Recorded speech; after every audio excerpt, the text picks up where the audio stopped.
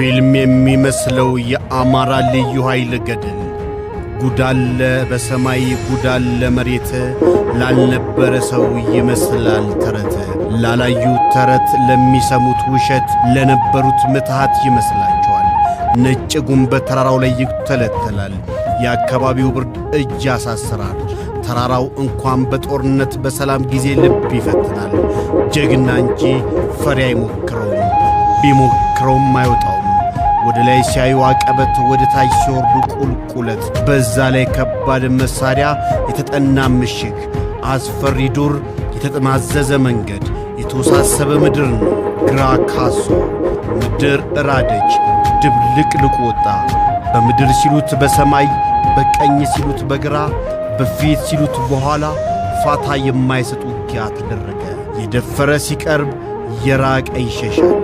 አየር በሰማይ ያንዣበበለት፣ ታንክ በምድር የተንኳኳለት፣ ወንዱ አባ ደፋር በለው ያለለት፣ ፈሪና ደፋር የተለየለት፣ ጉዳለ ሰማይ ጉዳለ መሬት ላልነበረ ሰው ይመስላል ተረት እንዳለ በቦታው ላልነበረ ተረት ይመስላል፣ ግን እውነት ነው። በተራራው ግርጌ አድርጎ ለመዋጋት ብርዱ እጅ ያሳስራል ይሉታል።